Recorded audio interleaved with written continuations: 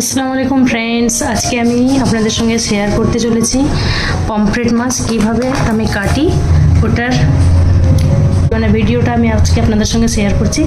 এই যে দেখুন, বড় সাইজের পমফ্রেট মাছ আছে আমার। এই যে আমার হাত থেকে হাতের সাইজের হবে, এরকম বড় সাইজের আছে। তো এবার আমি এই মাছটাকে কাটবো। অলরেডি আমি এখানে কেটে ফেলেছি। এই যে দেখছেন, এই যে পমফ্রেট মাছের পিসটা হয়েছে এরকম। একটা মাছ আমি কেটে নিয়েছি, বাকি দুটো মাছ আছে আমার কাটা। তাহলে এই যে সাইডে যে পাখনাগুলো আছে, এই পাখনাগুলোকে প্রথমে কেটে বাদ দিব। দেখছেন,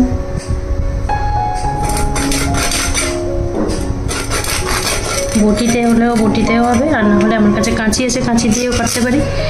আপনাকে প্রথমে বটি দিয়ে একটা কেটে দেখিয়ে দিচ্ছি, তারপর কাঁচি দিয়ে কীভাবে কাটবো সেটাও দেখিয়ে নেব।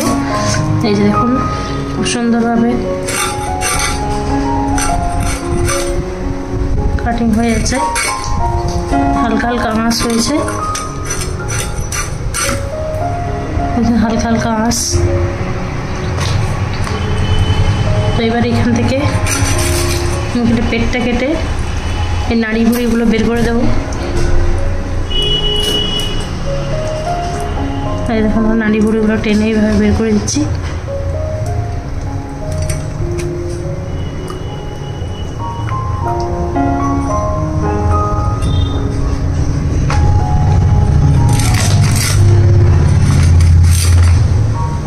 যে হয়ে গেল আমার মাছটা কাটা। ফ্রাই করলে এইভাবে কেটে নিতে হয়।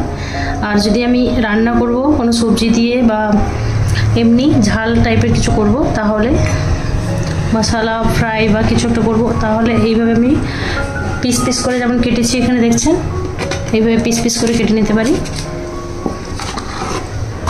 আর একটা মাছ আছে যেটাকে আমি কাঁচি দিয়ে কাটবো।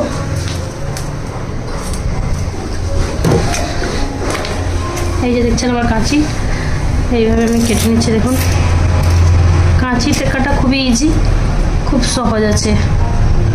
মাছের পাখনাগুলো কাটতে খুব তাড়াতাড়ি হয়ে যায়। আমি চিংড়ি কাটলেও এই কাঁচি দিয়ে কাটি, আর তাছাড়াও যে কোনো মাছের বড় মাছের এরকম পাখনা কাটতে হলেও এই কাঁচি দিয়ে কাটি, খুব তাড়াতাড়ি হয়ে যায়। বটিতে যেমন এদিক ওদিক করতে টাইম লেগে যায়, এতটা টাইম লাগে না এতে। দেখছেন, পুরো সুন্দরভাবে কাটা হয়ে গেছে। এবার পেটের কাছ থেকে আবার আমি একটু কেটে নাড়ি ভুড়িগুলো টেনে বের করে দেব। এই মাছগুলো আমি ফ্রাই করব, এই জন্য গোটা রাখছি। একটা মাছ আমি পিস করে কেটেছি, দুটো ফ্রাই করব আমার ছেলেদের জন্য। আর এই মাছগুলো আমার হাজব্যান্ড আমাদের এখান থেকে কাঁথির মার্কেট থেকে আনেনি, দীঘা গেছিলো আজকে মাছ আনতে।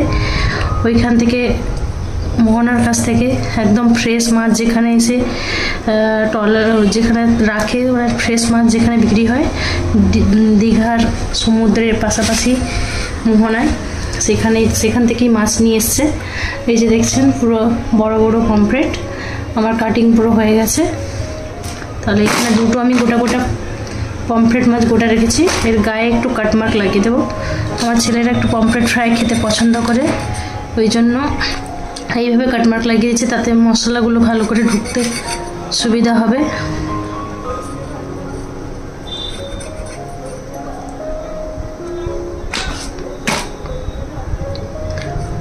এই মাছের ফ্রাই খেতে খুবই ভালো লাগে বন্ধুরা, একদম ক্রিস্পি ফ্রাই করলে বাচ্চারা খেতে খুব পছন্দ করে।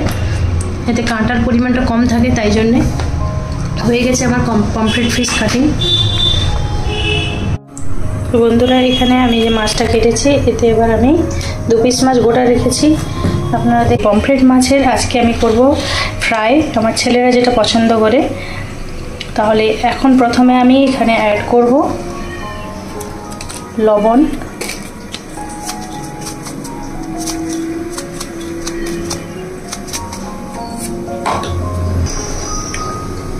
অ্যাড করার পরে এবার আমি অ্যাড করছি হলুদের গুঁড়ো অ্যাড করেছি। এবার আমি অ্যাড করে দিচ্ছি লাল লঙ্কার গুঁড়ো, কম পরিমাণ লঙ্কা গুঁড়ো দিচ্ছি, কারণ আমার ছেলেরা বেশি ঝাল খেতে পছন্দ করে না, হালকা ঝালই ভালো। এবার আমি এই যে মশলাটার সঙ্গে ভালো করে মাখিয়ে নেব মাছটাকে।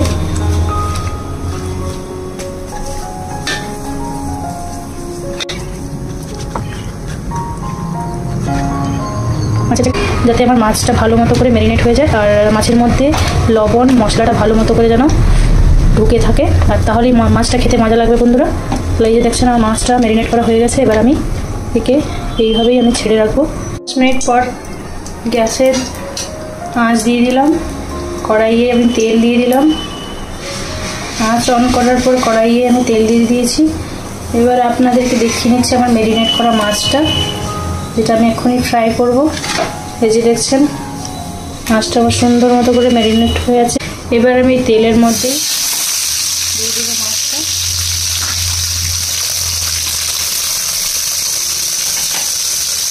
এক এক পিস করে ভেজে নেব বন্ধুরা।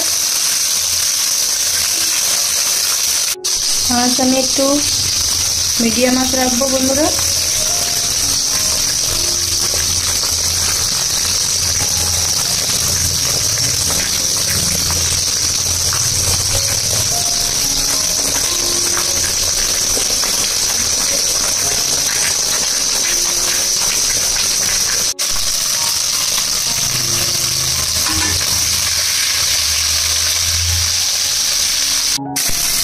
দেখছেন বন্ধুরা এই যে মাছটা এক সাইড থেকে আবার আমি উল্টো দিকে আবার পাল্টে দিলাম, কারণ ভালো করে একদম ফ্রাই হওয়াটাই ক্রিস্পি ক্রিস্পি ফ্রাই হলে খেতে ভালো লাগবে।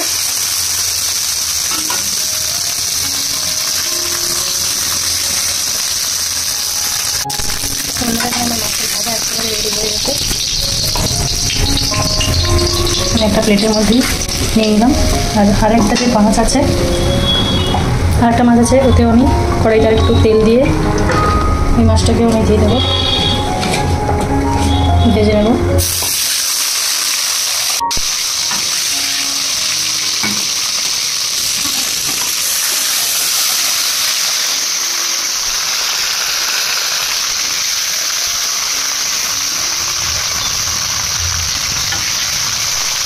আপনাদেরকে রেসিপিটা পছন্দ এসেছে, আর যদি পছন্দ আসে বন্ধুরা তাহলে অতি অবশ্যই লাইক করবেন আর শেয়ার করবেন, সাবস্ক্রাইব করতে ভুলবেন না। দেখার জন্য ধন্যবাদ।